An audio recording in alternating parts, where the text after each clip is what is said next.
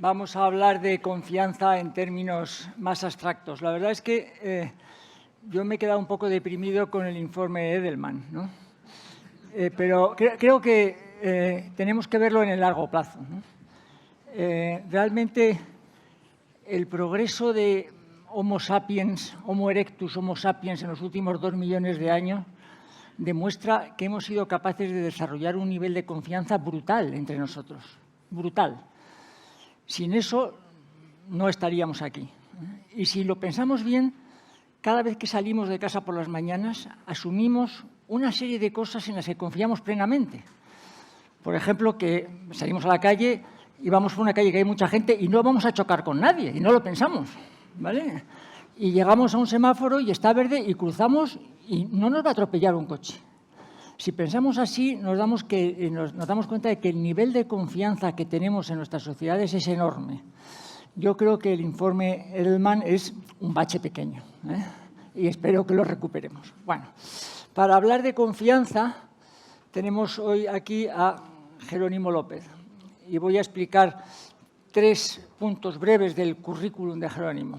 Uno, Jerónimo es un investigador, ha sido un investigador toda su vida, doctor en geología, profesor emérito de la Autónoma. Segundo, es un alpinista. Un alpinista, yo le conozco desde que los dos tenemos 19 años más o menos, y es un alpinista muy notable de élite, ¿eh? Él hizo, creo que fue el primer español que hizo el Everest sin oxígeno, pero además lo hizo hace muchos años, donde era mucho más notable la hazaña, ¿eh? Y lo tercero, y muy importante, es que Jerónimo, su investigación y su actividad ha estado muy ligada a lo largo de los últimos 35 años a la Antártida. En concreto, ha sido gestor y partícipe de varios organismos que trabajan en la Antártida y, en concreto, ha sido vicepresidente primero y presidente después del Comité Científico de Investigación Antártica, que es una entidad internacional muy importante, tan importante que recogió para este comité el Premio Príncipe de Asturias hace 8 o 10 años, ¿no, Jerónimo? 20 años. El tiempo pasa y la verdad desagradable asoma, como decía aquel. Bueno, entonces, sin más, Jerónimo nos va a hablar de confianza en varios frentes que no tienen, en principio, mucho que ver con lo que hemos visto hoy, excepto en el tema fundamental que es generando confianza. Jerónimo, si quieres, cuando quieras. Pues, muchas gracias, Salvador. Buenos días. Muchas gracias a los organizadores por confiar en que yo podía aportar algo de interés en este tan interesante encuentro, lo cual demuestra mucha confianza. Yo confío en no defraudarles demasiado y también en no aburrirles en estos pocos minutos que tenemos. La confianza, como ha dicho muy bien Salvador García Tance, es algo que nos acompaña a lo largo de nuestra vida y desde que nacemos. De hecho, la confianza está ligada a la generación de una hormona, la oxitocina, que desde que nacemos pues, es conocida como la hormona de la confianza. Es a la que está ligado el vínculo, el afecto, la empatía, incluso el amor, ¿no? No solo en los humanos, sino también en los mamíferos en general. Y esto conecta mucho con los aspectos sociales, en particular con la cooperación. En los grupos de especies animales, de mamíferos que trabajan en cooperación para cazar, para lograr objetivos, para la supervivencia, esa generación de esa hormona es clave, pero también el vínculo social y las relaciones que luego se establecen. Confiamos más en los que nos son más próximos, en los que conocemos mejor, en los que hemos visto sus respuestas y cómo se han comportado. Esto de las situaciones de riesgo, de estrés, de supervivencia, incluso está ligado también con ello. De hecho, el altruismo, el poder llegar a sacrificarse por otro o donar algo que pueda ser importante para nuestra supervivencia, se da en mayor grado con aquellos que nos son más cercanos y que nos tenemos experiencias previas de cooperación. A lo largo de esta trayectoria que ha esbozado Salvador, pues desde niño mi afición a subir a las montañas, a ir a lugares remotos y en principio hostiles, de ser geólogo, de haber entrado en cuevas profundas y en montañas muy altas, el trabajar en la Antártida tanto tiempo, me ha hecho tocar a muchos aspectos de la confianza en situaciones complicadas.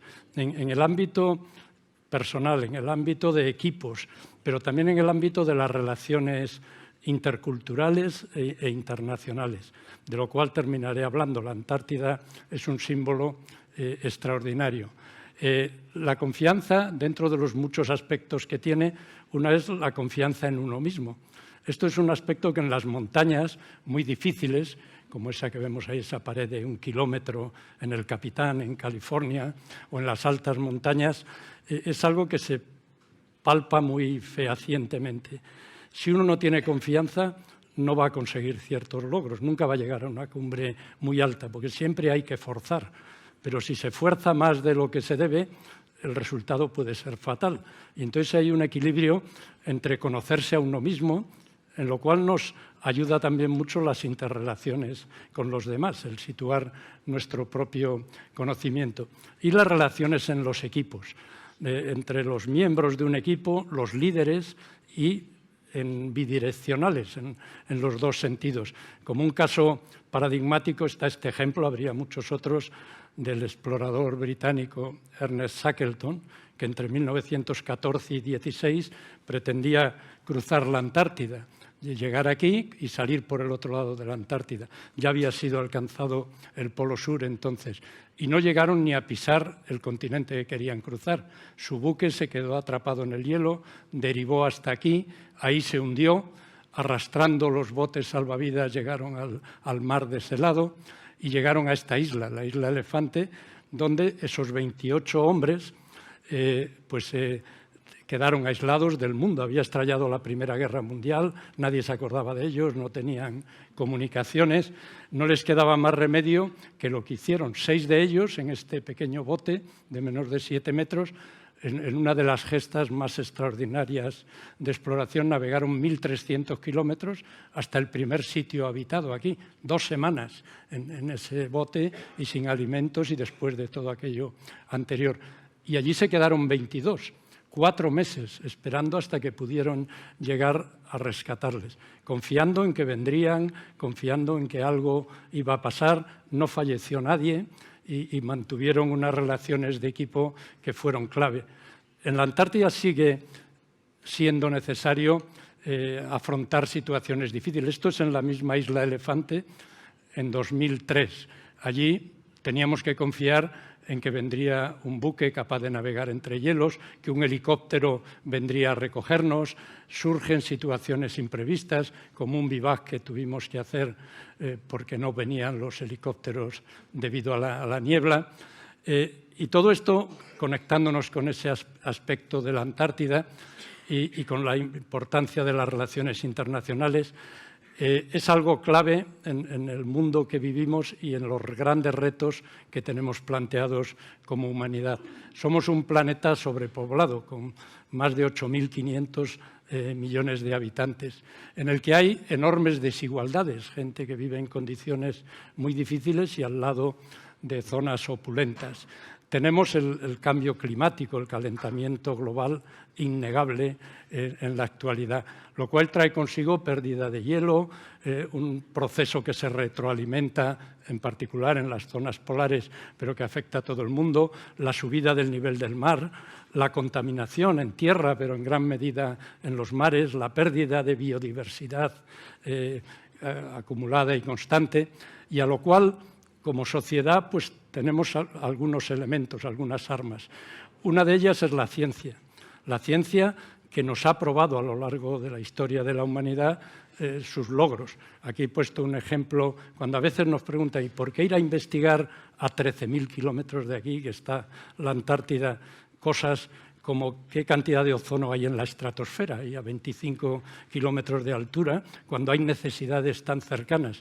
Pues una respuesta es que gracias a eso hacer eso desde principios de los años 60 hasta principios de los 80 permitió detectar que se estaba generando el agujero de ozono y tomar acuerdos internacionales, de nuevo la importancia de ello.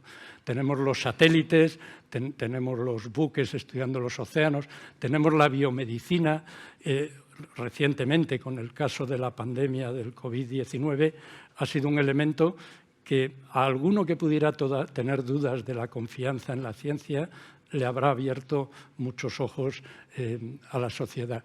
Y en todo esto, en la importancia de la ciencia, requiere confianza de la población en ella y de los gobiernos para tomar decisiones.